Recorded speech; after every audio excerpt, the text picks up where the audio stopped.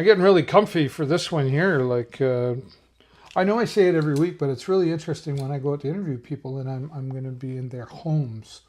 You never know what you're going to get, but I had a pretty good idea here with this lady, Nancy Michieli. Thanks so much for joining me here. These are comfy chairs. I was just saying, I'd be like, woo, don't get too comfortable, David. I might have a snooze here. Thanks for having me in your home. And thanks for doing this. You know, I go through, I say every week, like I have a list. And then sometimes I add people on the list. Sometimes take a little bit longer to get a yes out of, but I'm pretty persistent.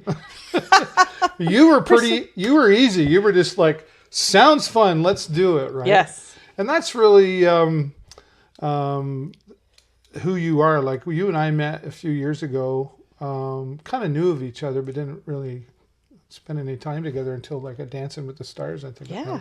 Yeah. But you're a fun person. Thank you. Right? Yeah, I think so. That's a fun intentional, person. Isn't it? I am. It's life is too short.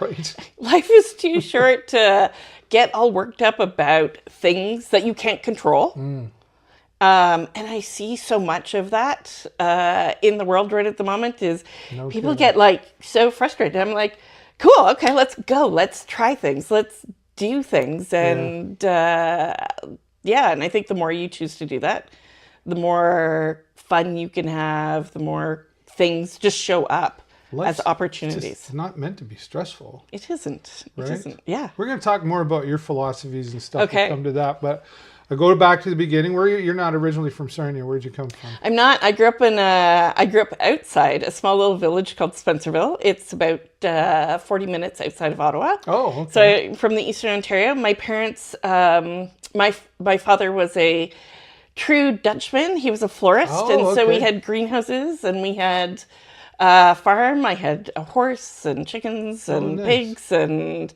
my mother knew nothing about flowers, but she was one of the best salespeople on the planet. So that's probably what made her good. It was like everybody's like, she's honest. Exactly. Yeah. And she could sell anything. She was really talented. Nice. Brothers and sisters? I have one brother, and he still lives out in Spencerville. Okay. And yeah. Do you see him once in a while, though? Like... I do. We don't see each other very often, but every so often we get to see each other. Yeah, and I don't know, mom and dad still around? Or unfortunately, both of my parents have passed away now. So my dad's been gone, over 20 years now, which is surprising. And then flies, right? Yeah. It's interesting because my dad got leukemia. Okay. And he fought it really hard, but unfortunately, the leukemia took over. And my father was one of these true farmers, and so he had worked and worked and worked and worked. He went in for a regular series of tests, and the doctor's like, "How much energy do you have?" And he's like, "Well, I'm like in my 70s, and I have to take breaks every now and again." Yeah. And they're like, "No, you shouldn't be able to get out of bed." And the leukemia was that bad.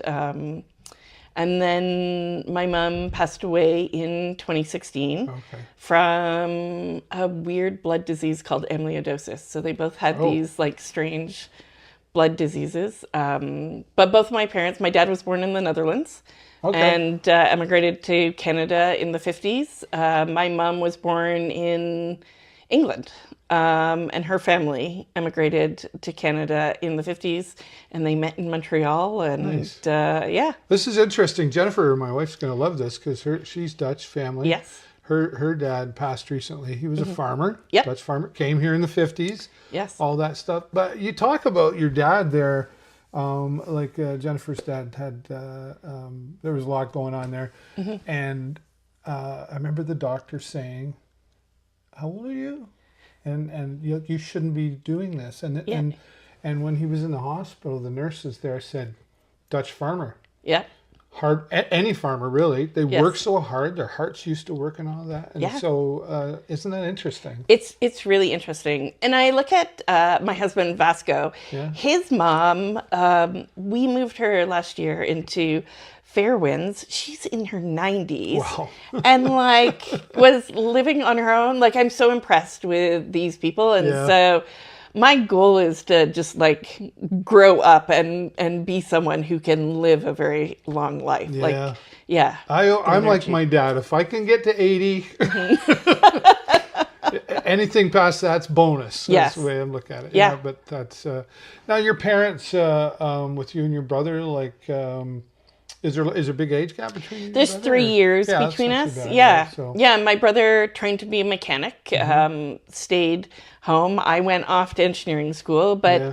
we were like from the moment we were born, we started working. And so I think Right. people you got child labor going. That sounds Exactly. like a Dutchman. I was I was a Picking true rocks and stones and all that stuff. yeah, exactly. And we grew fields of flowers and we had lots of greenhouses. Yeah, We did cut yeah. flowers, was the main business. And so, yeah, I spent most of my childhood on my hands and knees, weeding flowers, doing all of that. They sold the bulk of it on the farmer's market. Oh yeah. So we were very big into the farmer's market. And we were just farm kids, right? Like you just did that. My mom had us very active in things. So That's like a my good thing, though. yeah, my brother played soccer. I was very much into Girl Guides, into high school band. Oh, okay. I did Girl Guides even when I came to Sarnia. I was still working with the Girl Guide organization. So they had us very much volunteering, very active in the community, and that's So I was going to say, because you're pretty community oriented with a lot of things around town here too, and is that where that came from then? That family I think so. upbringing? Yeah. For my mom, it was a really important thing to give back to the community of where you live. And my father really felt that both of my parents had this sense of duty to what it is. They had very strong purpose, connection. My mom, especially in the volunteering world, and my dad very much in the flowers and that growing something beautiful for people to have. And church on Sunday? Church on Sunday. It was interesting. So my mom was Baptist and my dad was Catholic. Oh, wow. How'd that? Wow. Okay. Which is really I would have interesting. said, even Catholic from opposite ends would have been. Exactly. And when we were really little, the Catholic priest had a really heavy Dutch accent. And my dad was like, I can't even understand him. So we went to the United Church when we were really little to learn Sunday school and those types of things. And then eventually went to communion and moved back into the Catholic Church. But one of the coolest things I will have to say is I've had the opportunity to travel all over the world and walk into some of the most beautiful churches. Oh, I'm so jealous. Around the I world. can't wait Like, to do that. yeah, like the Baha'i Temple in India, one of the most stunning buildings I know. ever see. When you're in India, you get to go in all kinds of different, like Zoroastrian and so, yeah, I've been indoctrinated into all kinds of different religions. I just which got is back really from cool. Germany recently, and I've been to Budapest as well. Yes. The history, the buildings, if you love history, Yeah. and food, right? Yes. Of course. And we got nothing going on over here in North America compared to Europe. No. I said it. It's true, though, It right? is. Like culture-wise. Yeah. And so you've been able to enjoy those experiences because Yes. of your work, or Because actually Girl Guides. So my mom was really big into Girl Guides. And when I was a teen, we went to Mexico, Cuernavaca, to the World Center of Girl Guides in Mexico. Nice. I took a group of kids to the World Center in Switzerland in the 2000s, somewhere in that time We frame. don't have enough time for this. Yeah, and then my mom wanted to go to India to see the World Center, the Girl Guide World Center in India. So that's what had us go to India. But my mom was big on travel. Nice. And so while we didn't have a lot of money, every 3 years she would put money away. And as kids, we were taught to save money so that we could go on trips and vacations. And so... Okay. And how did you and Vasco meet? We met at work.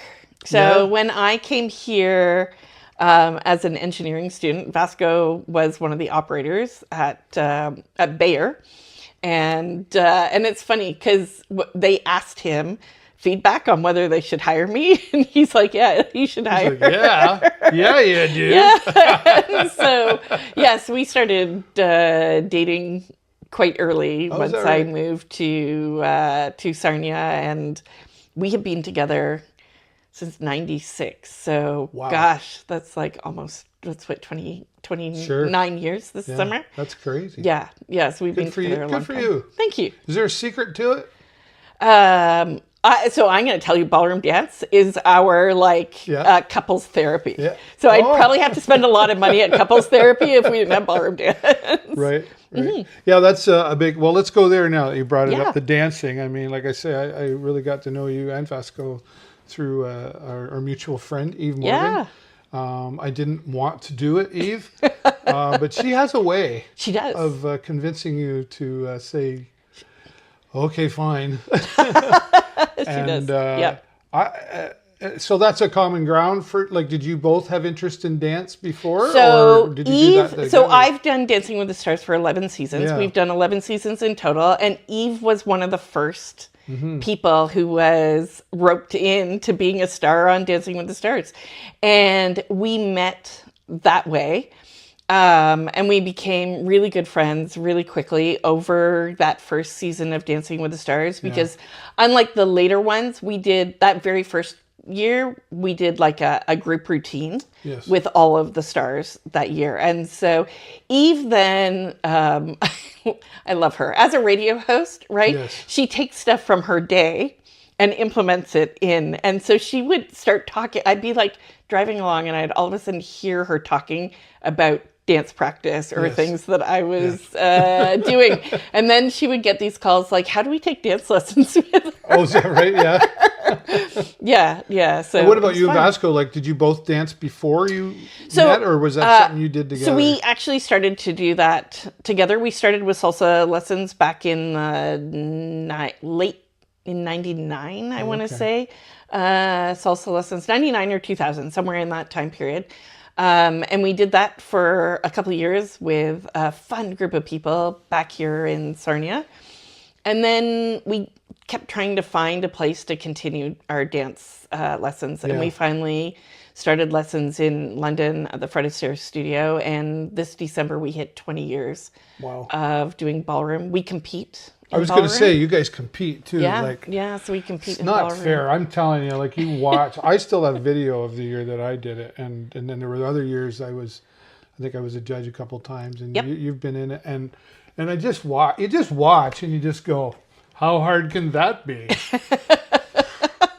So when we compete, there's two different ways that we compete. So we'll do a full routine, which will be 3 minutes long. Wow. I'll tell you, 3 minutes is a lot. And we have pro coaches who choreograph, and like, we've been blessed to have coaches who choreograph for TV shows like Dancing with the Stars. Yeah. And so you think you can dance, choreograph and coach us. And then trying to take that and work. And we will put in a minimum of 50 hours to learn a routine, to learn 3 minutes of dance. And then it will be okay, but it won't be like outstanding. Wow. And so, but most of when we compete, it's 90 seconds long per. So whether we're doing a choreographed routine or whether we're doing open competition, which means they put music on and you just dance patterns that you know to do. Mm-hmm. You must. Do you have like ESP to know what your partner's doing? Do you know what I mean? There must be a mental connection. It takes quite a bit of time to actually build that connection. You learn from body language. Right. So like when Vasco's head goes this way, right? I know we're going this way. Like I will know based on his body posture. And right at the moment, we've been working with this amazing young woman who's competed all over the world, just on like these fine little details of how my hand clasps into his, right? Like so that a certain way. to get the pressure, right? To feel. as you move forward. like a puzzle, So right? It's like a puzzle. It is. Yeah. Yeah. But it's amazing because if you're worried about Alzheimer's or things to that effect, dance is considered one of the best ways because that whole mind-body connection and then hearing music and keeping rhythm is It great. keeps the brain processing Keeps things. the brain processing. Boy, like memory muscle is huge in this. Mm-hmm. Again, I remember it going back and like I wasn't getting, and I remember going to Julianne and going like, we're 2 weeks away. Like, I don't know, like I was going to cry. Yeah. And she was like, just, it'll click. Exactly. It'll And just I'm like, store. when? She's like, I don't know, but it will. It I'm will. like, okay. Yeah. And then it just felt like we did it, and it was like, I can't believe I'm doing this. And, and it just was so natural. Yes. Yeah. And the feeling that when, like for me anyway, the feeling of accomplishment, the feeling of we did a great job, the audience genuinely clapped. Yes. And that's is that what is it for you that you get the most out of doing that? You know, when we get it and we succeed, it's really great. And you know you nailed it. And I know I nailed it. Yes. The challenge is a lot of the times we don't nail it, right? But nobody else knows that. We'll do. And one of the challenges is nobody knows whether you've messed up or not, right? Yeah. And so for me, one of the challenges is still keeping that poise and posture, even though I'm like frustrated with what we've done. Because I have a tendency to be a bit of a perfectionist. And so I'm like, yeah. And so I'll be like, no, we're supposed to be here versus here. Like in my head, I can picture the whole thing in 3D. And Vasco doesn't. Vasco, which is great. Thank goodness. You're the bossy one, are you? Yeah, but we had to do a retirement party for me back leading many, many years ago. We were like, Nancy, you have to stop back leading. You have to let him fully lead. Right. And so that was a huge challenge for me. Right, yeah, and he's not so focused on the quality of the patterns. Right. And so he brings the fun and the joy and the connection. And so it's interesting. This is why I call it marriage lessons, because we have been able to do things. Is your marriage like that too? Oh, there are moments where I just want to strangle him, and I love him dearly. But yeah, I'm like, yeah, so he just seems so casual. He's relaxed. He's just that nice, casual. Doesn't seem like he would get too upset about too much. No, he doesn't. We used to like butt heads quite a bit when we were really young in our relationship, but it's calmed down significantly, which is good. It has, or you have? No, I think it has. I think, as couples, the longer you spend time together, right, Absolutely. the more you like... You just start to get it. You start to get it. You pick and choose things, don't you? Exactly, you just right? go, yep, see you later. Yeah. Like, I can't change who he is. Right. But I can start to learn and understand and accept him for who he is. And when I do, that's when he's in his best. Yeah. Mm-hmm. Yeah. I've seen you perform, both of you, and it's just like you're just floating up there and you're just going, wow, like I have a real appreciation for it, especially again, since I did it the one time. Really appreciation went from here to here, right? The engineering. Yes. What got you started? Was that something growing up that you were like, I want to be an engineer? Or did that just come from... So here's what's really funny. I wanted to be a pathologist when I grew up. Oh. So I love puzzles. And I figured if people were dead, I couldn't screw them up any more than they already were. All right. So that's a good theory. I love puzzles. I love trying to figure things out. But I have an uncle, and he's the only uncle I still have that's alive, who, when he emigrated to Canada, he came as an electrician, put power in across the Northwest Territories and the Yukon. back in the 50s, and he went and studied engineering. And he's actually in the who's who of Canada as one of our top electrical engineers. And he always used to tease me and joke with me. And so when I was in high school, I was either going to go take music, because I was really good at music and the saxophone, or I was going to study engineering. And I figured I could probably make better money as an engineer than a musician. And so There you go. so that's where I went. I went into engineering. Yeah. And throughout my engineering career, people are like, Nancy, you are too right-brained for this left brain Right. subject. Too And creative. so, yeah, so, but I've loved being in engineering. I love working in construction, seeing things get built, helping people design things and come up with Is projects. there building, like, do you drive by those buildings later in life and go, I helped with that? Like, do you Oh, I drive by recognize- the plants. Yeah. And I'll be like, I put that vessel in, or I put that vessel in. Yeah. So I have good memories of those types of things. Mm. Yeah. So you enjoy what you do. I mean, that's kind of a nice place to sit, isn't it? It is. When you, what was there, but before you got into that, you worked on the farm. Were there other little jobs along the way? Like, So, work at a car wash somewhere? Or? Well, so my parents, had their own business. So up until I was 16, I worked for my parents. And then we were like, you should probably get some experience. And I ended up with a job with the Ministry of Natural Resources for my 2 summers, my final 2 summers before going to university. And both of those jobs had me working on trees and weeds and understanding. There used to be a program where the government would fund trees being planted on properties to really do forestation. And so I spent 2 summers doing really interesting research and traveling around at county fairs talking about trees and as a kid. And so I was really lucky to land a job like that in high school. You weren't working at the corner store selling milk. No, I was never working at the corner store selling milk. And then I went to Waterloo, which was a co-op program. Right. And so my very first co-op term ended up at Imperial in Sarnia. Oh.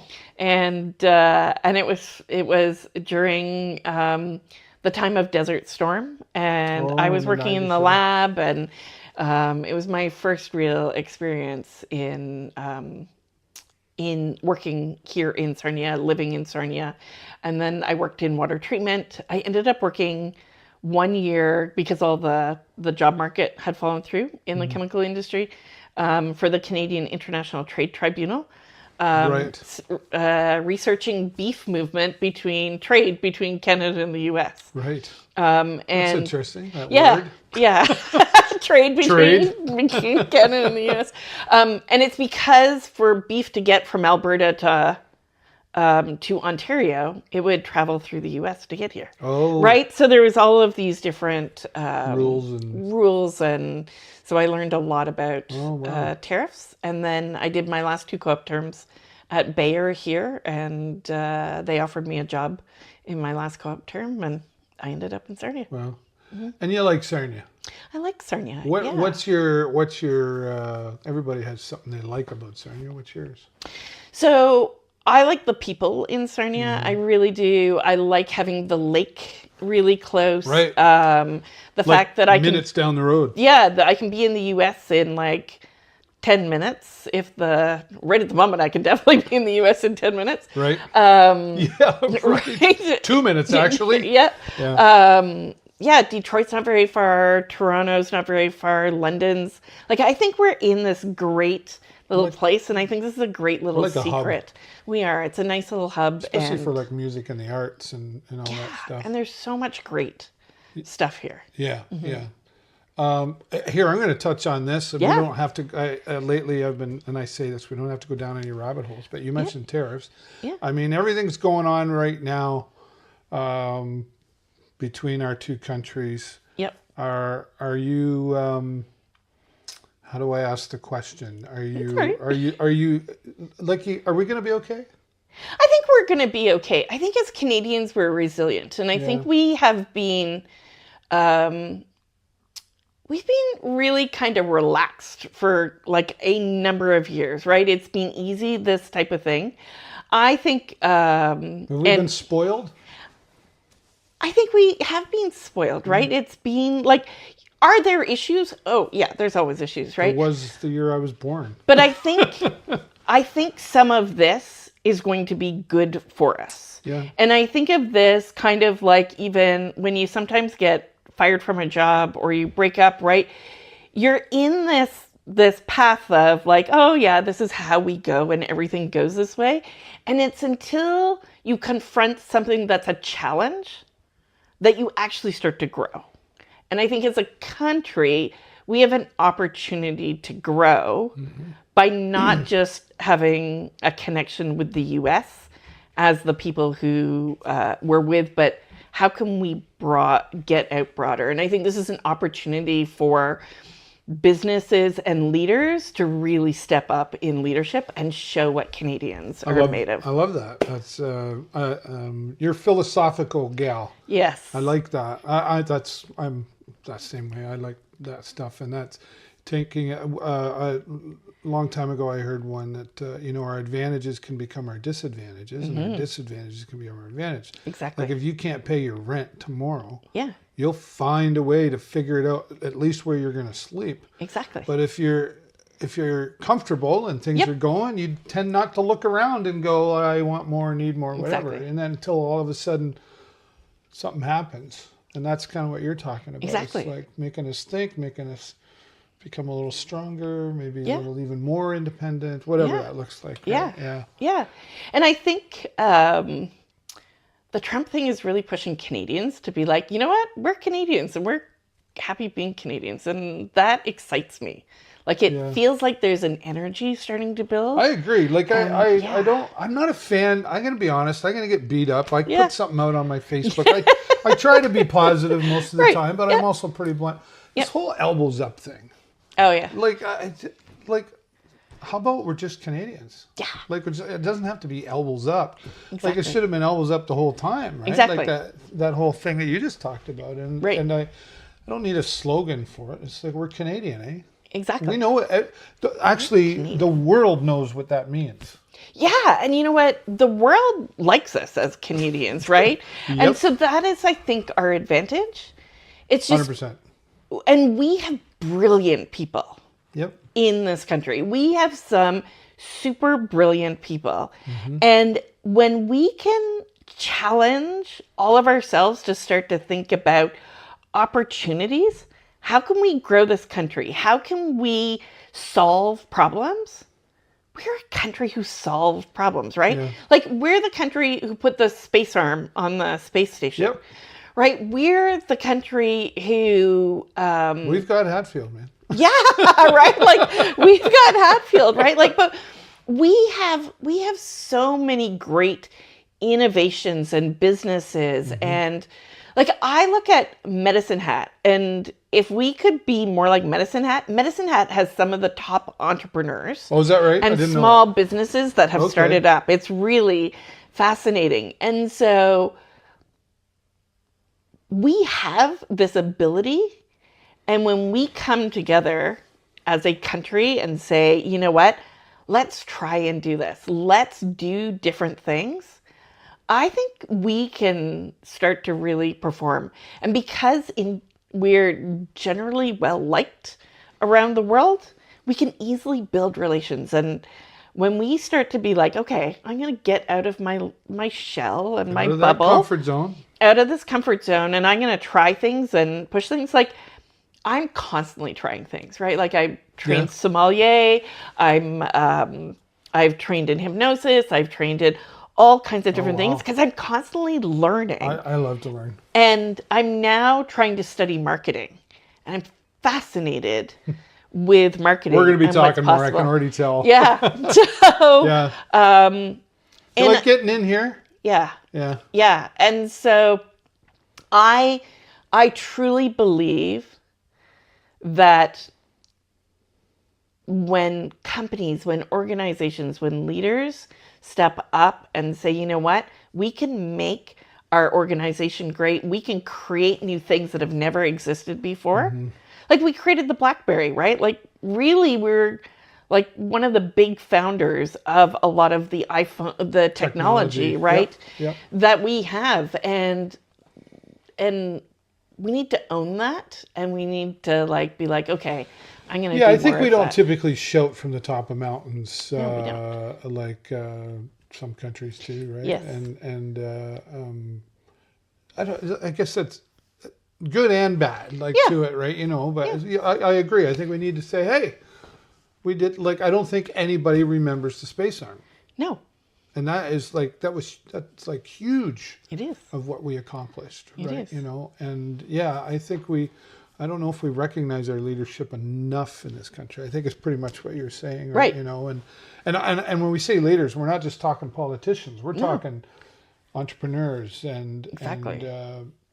the community side of things. Like I always found, and it comes up every time. Like Sarnia is just great for coming together when in need, even if we don't like each other. We just know Exactly. how to come, We'll still just do put it, that right? aside, and we'll come and Come we'll do together. that sort of stuff. Have you lived in other communities, or have you mostly just been in Sarnia? So I've lived home. I've lived in Waterloo for a long period of time, and then in Sarnia. And I've had the opportunity to live in Ottawa for a co-op term. Right. I've had the opportunity to live in Brantford for 4 months, but So would you say that compared to Sarnia, are those communities, are they as community oriented the way we are? I think Canadian communities in general are community oriented. Yeah. I think it's part of Canadians Yeah. to be very community oriented. And I think the smaller the community, the better it is Sure. at community oriented. Like I grew up in a village, or outside a village. We had 300 people, so it was like very small. Oh wow. But we You had couldn't get away with nothing. Yeah, that's true. You couldn't. But because my parents owned a nursery, if the power went out, right, people came to help, Right. right? They And showed up. when I think of Sarnia, I think of things like Saveco. So if there is Yep. an incident at one of the plants, all of the other plants come to help. Yep. Right? Like we work together, and I think we can work together to solve. I was part of the radio. We'll give shout out to the neighbor, Bill Ho. Yeah. Bill's great. He's 90,000 years old, and he knew me when I was in my mother's womb. Like, Yes. You know, and I'm a ham radio operator as well. Yep. So I remember you talk about Sveco, and that was like the radio operators came in, and we were a part of that. We were brought into that, asked to be a part of that by Yes. the police and everybody else in Yeah. Sveco, and I remember, like, I was about 21, and I remember feeling that, like, wow, this is what a thing to be a part of, or Well, at least have the opportunity to exactly. be a part of it. And Saveco and the way we do safety in Sarnia in the plants and the IEC was then modeled in I was Texas. going to say it's modeled, yeah. Right? Like we created Still these is. ideas and they are modeled in other places. Our And- fire, like the Yeah. fire departments alone, like we have, here at Exactly. the college is one of the top fires next to Texas. Right? Yeah, exactly. And so this is the stuff that we have, and we don't even recognize how great it is. Yeah. And so I think we need to spend more time in our communities recognizing how great the different parts are. Because it's so easy for us to complain and get into this mode, right? And point fingers and point blame at others. And I'm like, there's a part of me that's like, this is the time where we get to be excited and we get to challenge and do that. And Is it a rebirth? Maybe a rebirth opportunity? maybe, yeah, Or maybe it is a rebirth. I don't Maybe know, it's with our philosophy still in there. And I Yeah. don't know. It's going to be, well, of course, as a time of recording, it's the day after the election. Yes. Right? Yep. So, I mean, I'm on Facebook all the time because that's part of what I do, but Yeah. I don't go down the negative stuff. I don't either. you know me, I don't do negative, right? Yeah. And if I do, you're not around for very long. Yes. Yeah. But, people are angry. Well, Are we divided now? Because it was kind of close. so it was a really close election. Right. I think that's really kind of cool, right? Is Yeah. like even if you look in Alberta where it became very conservative, right? Yeah. I was actually looking at the polls and they are like still close neck Yeah. and neck in those countries. What I would say is we for the first time have two strong leadership parties. And if they can learn to work together as opposed to look in opposition at each other all the time, two heads are better than one. That's kind of my Right? thinking. That's my philosophy of it. I'm like excited about this government, and I know lots of people are not. But here's something fascinating, okay? Because I study hypnosis, I study marketing, I study neurolinguistic programming. Every time somebody puts up a sign that says no to this person or some negative language to this person, F Trudeau. Right. Whatever. what people don't know is from a mental processing standpoint, we don't process the negative. So what they don't know is they're actually promoting the opposition party without realizing that that's what they're doing. Instead, I'm like, stop complaining about the other party and start telling me what it is you want. Yeah. Because the more we can all start to explain what it is that we want, I think the better we can grow this company. And negative attracts negative. It does. If you think you're putting out a message by doing that, and I'm sure you know this, the mind and the body don't know the difference. Right. So if you're using that negative talk, even when it comes to here I go talking finances, like I don't want to be in debt, I don't want to be broke. You're still attracting that. Exactly. You're attracting exactly whatever Rather it is than, you say. what can I do to make more money? Exactly. What can I? Yeah. So, and I think is social media. I mean, social media gets blamed for a lot of stuff. But it's really not social media, right? No, it's not social media. So a bunch of it is, it's our mind processes. Everybody's a journalist now. Is 80 to 90% of negative things, right? So 60,000 thoughts a day. It's crazy, right?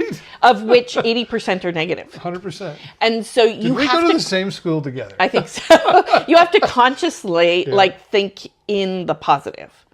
So we've got to flip it. You've got to flip it. You've got to be aware of what it is that you're thinking, and you have to be very aware of what the information is that you're taking in. Mm-hmm. Because if you continue to take in negative stuff, it's like drinking, right? Like we've got glasses of clean water here that are being filtered. Drinking. Yeah, I heard that. My life is so much better. Yeah. And so, but if you're drinking dirty water, right? Like you will, it's garbage the same in, garbage as dirty, out, right? dirty thoughts. And so you've got to really pay attention to what it is that you're consuming and how much time you're investing in consuming that. I believe that people should pay attention to both sides of the argument and just listen openly to it and then make a decision. The challenge with social media is that when you decide to look up something, Facebook, Instagram, Amazon, they're really, really good at be like, oh, you looked that up? Now I'm going to feed you this. And the algorithm starts to feed you. Our Amazon Prime. Jennifer watches all these love stories. Now you get all the love stories. She even said, oh my God, like I don't have an algorithm. She said it yesterday. And she was like, well, yeah. Like, you do have an algorithm, right? 100%. And so. But this is our algorithm here in the body, right? Exactly. We need to program it right. Yeah, and we started talking today about anxiety before we got on, right? And it starts with what is the mind, and it spiral loops down, and it stores in our body as a negative emotion. And our body actually will start to physically react before our mind clues in now what it is that we're talking about. So when people feel anxious, they will actually feel it seconds before their mind realizes what it is. Well, I've always said, we might say to our kids, like, you better change your attitude. Yeah. But it's not the attitude that has to change. No. It's the thought that has to change first. Exactly. And that will then affect the attitude. Yeah. Right? So this leads me into, boy, what a segue into what we're going to talk about next. Is you're doing some, and forgive me if I don't know exactly what to call it, but you're doing some coaching, some online coaching, some of this stuff you're talking about? I do executive coaching, and I specialize in the art of conversation. so many coaches will talk about leadership in a general perspective. Yep. And so what we see in a lot of communications is like, how do you get in front of a room and present to people? How do you get in front of a camera? Those types of things. But if you think about it during our day, 99% of our communication is conversations like this. 100%. And what happens in conversation, and I learned this through marketing. So I studied, as I said, I studied hypnosis, right? I've studied executive coaching. I have studied, I'm now studying marketing because there's a whole language in it and neurolinguistic programming. Yep. But it wasn't until I came across something known as the process communication model that I had this like, oh, that's it. Because people will say to you, you need to be more emotionally intelligent, or you need to pay attention. And it's like, what is it that I'm doing? And the process communication model, really fascinating model, was developed by a guy by the name of Dr. Taby Kaler back in the early 70s. And he watched over and over people going through therapy sessions and watched that downward spiral that they would go through from a communication. And he realized that there were 6 communication patterns, stress patterns that people could go through. And we all have one naturally in it. So mine is to micromanage. Okay. My husband's, Vasco, his is more to blame. And it's be like, oh, it's your fault, right? Like it's his natural boy. Do I get to take a test? But what is really interesting is that when we are relaxed, we have the ability to flex our communication. So I can be funny at times, or I can be very serious and direct. Yeah. But this is the only model that I've ever seen that teaches me how to decode how you communicate. And by looking Are you decoding me right now? I'm decoding you. I wait. decode. We don't want to tell anybody. Don't tell Jennifer, for crying out loud. Yeah. Here's the secret. But what becomes really powerful is when I can figure out how to decode you, I can adapt more naturally to you, and then our conversation flows better. Well, I haven't heard of that before, but there's other similar theories out too that I've. And I think it's, it came from a place years ago of how we raised our children. You do as I tell you and don't ask questions about it. You just do as you're told. Yes. And so on. Same with the whole, well, I won't go down this, go to school, get good grades, all that stuff. We've been conditioned from day one. Yes. We were born perfect. I mean, okay, you could be born with a dysfunctional arm or whatever, but we were pretty much born perfect. Right. We were born with no fears, no fears, nothing, right? Like anxiety. Right? We had no opinions, no beliefs. Right. We grew into it. Yes. Jennifer says, monkey see, monkey do, right? Yeah. But the conversations, though, to touch on your point, my dad, it's his philosophy. If it feels like it's going to be an awkward conversation, it's probably one you need to have sooner than later. Yes. Are we not having enough awkward conversations? Is that part of what you're talking about too? I think that's one of the things is we don't have enough awkward conversations. Like even politics and religion, the ones you're not supposed to talk about. We should talk about them, I think. We should. Respectfully. And we should do it in a respectful way, right? Where we're open to listen. I think the other problem is we've been told to listen, that we have 2 ears. But listening isn't just about 2 ears. It's me observing your entire body language. Totally. And looking you in the eye. Yeah, and looking you in the eye. In your soul. Paying attention, though, like in all of that, Exactly. Paying attention. Allowing people to fully finish their thought. And then giving a little space and pause to respond back. People are too much in their own heads. And I see this in organizations. We want to be right. We want to be right. We want to prove what it is that we're doing. It's interesting. I hear distress patterns now because I know what I'm looking for.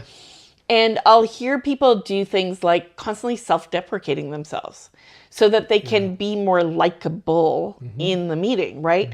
Or I hear people going down the path of crusading. And it's like, we must do it this way. Yeah. And it's like, no. Let's have a conversation about your opinion where we have respect to hear each other's opinion. And so it's learning to have better conversations. And I think if we can learn to have better conversations, I actually believe if we learn to have better conversations, we can elevate ideas. I'm totally agreeing with you on that. Yeah, and it's an art. It's a language. Like I'm the guy. I read all the books, and I put some of my own stuff out there too, right? Yep.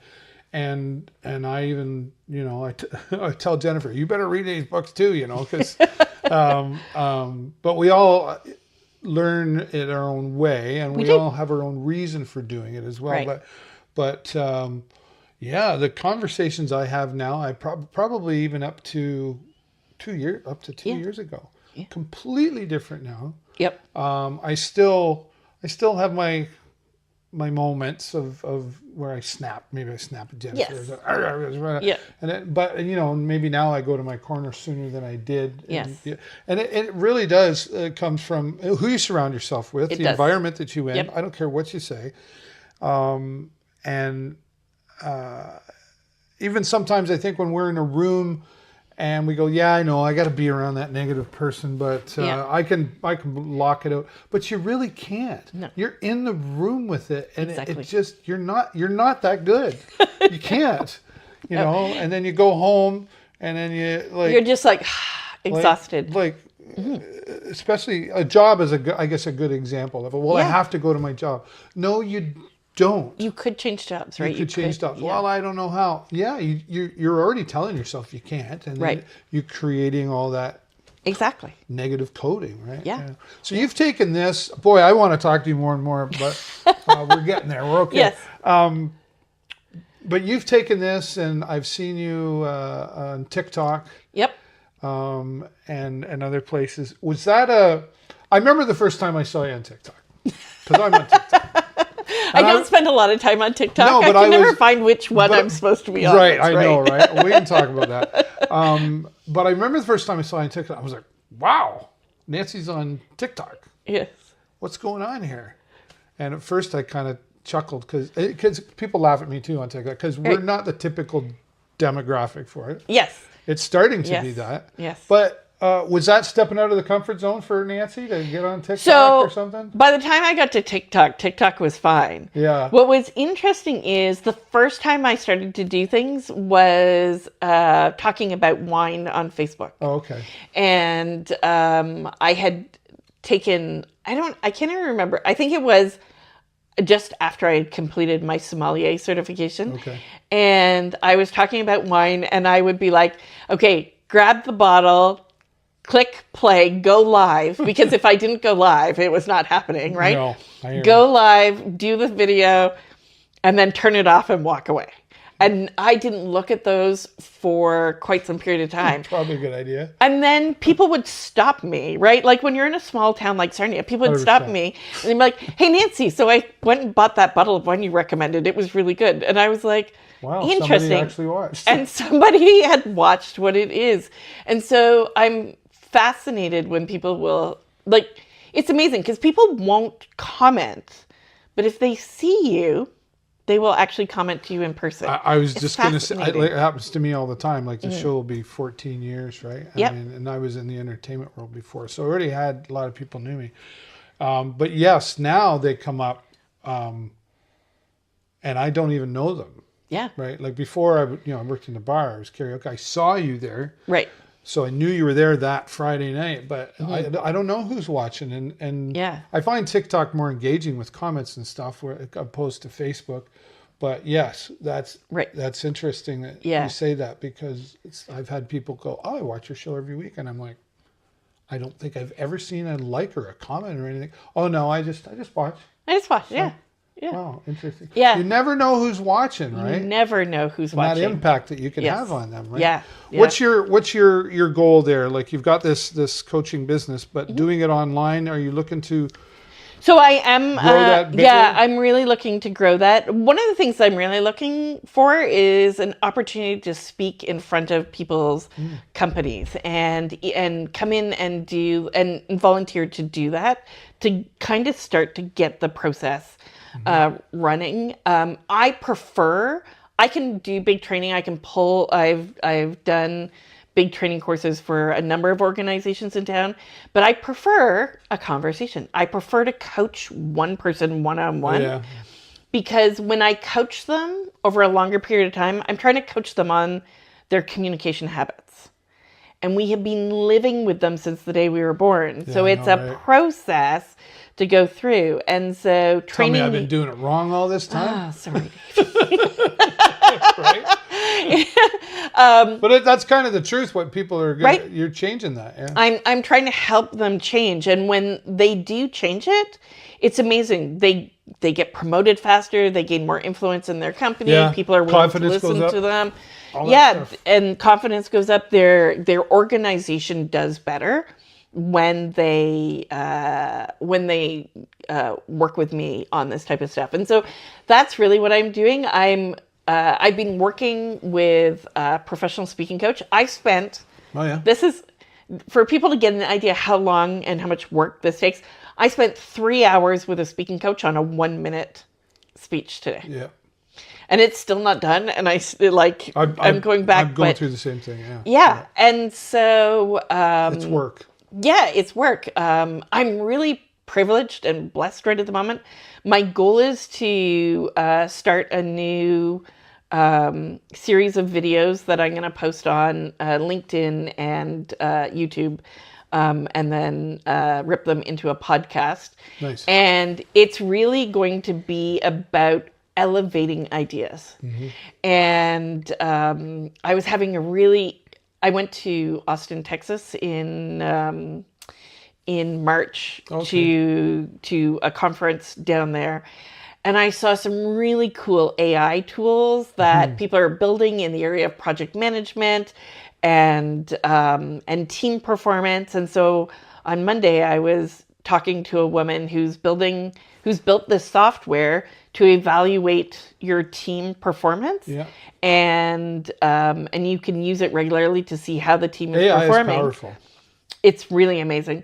And my work connects with her work. So I teach the people their portion, and then this helps evaluate. And so I'm like, I want to do a podcast and introduce this concept to the world. And I met some really cool people from Canada there as well, who were coming up with really interesting AI innovation. Yeah. And It's good that you recognize that, because I think, there's a lot of people go, oh, I don't trust that. And you know what? Nobody trusted their credit card online when Jeff started Amazon selling books only. Yeah, I'll never do that. When meanwhile, they were already stealing your information when you swiped it on the old credit card machine. Right? Exactly, And it's just people have to. Is it going to take Changes. jobs? Yep, it will. But I think it's going to create other jobs. 100%. Right? Like, yeah. They're going to need people to still program them, and Yeah. I could never be a program, but like have it on my stuff phone, is right? so I use easy. my ChatGPT, like I love ChatGPT. it's attached to my hip. The post I'm probably going to make for you for when I put this out is I'll go in and go da da da da da da da, Yeah. and I put my points in, and then it creates it, and I go, wow, that's really nice, and there you go. Yeah. And time saving. Time saving. But I mean, like in the medical world, even like engineering and all that, like the medical world, like to help with diseases and stuff. Exactly. So if we go back to Dancing with the Stars, my partner last Dancing with the Stars was a heart surgeon. Oh, okay. And he said to me, Nancy, heart surgery now changes every 75 days. He says, you can't How go... do you keep up with that? That's the problem, right? You can't keep up with it. He says, when we do an EKG now, he says the ability of what the EKG can tell us and predict versus what it used to do is like phenomenal. Yeah. And so now the heart surgeon, instead of like spending hours trying to figure out what the answer is and may not even know, now has better information to be able to make things move faster and do better and solutions. it's been a for long you. time coming because like it's all Gene Roddenberry's fault, right? Star Trek. Yeah. You know, or Dick Tracy. Yeah. We talked to our Yeah. Or the Jetsons, right? right, all that stuff. Yeah. Like, I'm waiting for the briefcase for the car. But you know, I think it was Emerson said, you know, what a man thinketh can become reality, Exactly. right? You Yes. know, and that's kind of what we're seeing now. It's been around a long, long It has. time, and now it's like, wow, what this can do for us. Yeah. And I think that's true if we go back to our earlier conversation about the political environment and where are we going, right?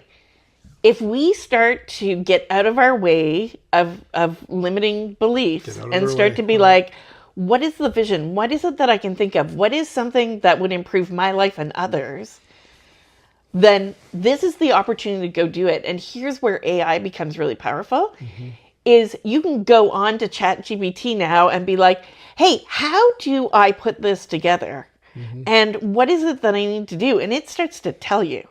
Right. And it gives you some of those answers without. My problem is I got to ask ChatGPT to organize my ChatGPT because I've got so many ideas running in there, Nancy. Right. Yeah. So yeah. Yes, you know, you're right. And that's, I think the next, you know, everybody's saying the next 4 because of the election. But honestly, I think the next 5 to 7, I feel like somewhere between 5 and 7 years is really a magical time that's going to happen. To, you know, we talk about cell phones and how, you know, we wish our kids would put them down, but that's another story. But we have that technology. We have more power in I got more power in this watch than the Apollo did going going up to the moon. Yeah. And that was top technology at the time. How can we, more technology, like, we're just getting started with this. Yeah, and technology is moving at an exponential rate, which is actually why we need AI. Yeah. Because we do not have the mental capacity to process it. We're not that smart. Well, and we used to say, right, like, I'm going to say this in our generation, right? We'd watch the younger kids and they would pick up things so quickly. But because technology is moving at such a rapid, exponential pattern, even young children can't keep up with the speed that it's going to get. So we need tools that can help us process it. And the better get at using things like AI, the more we can actually reduce the stress on ourselves. Because if we try and process it all ourselves, we will burn ourselves out. Can't do it. And we can't do it. So we're not even using our full brain as it is, right? So that's a whole other story. Oh my God, there's so many topics. I know.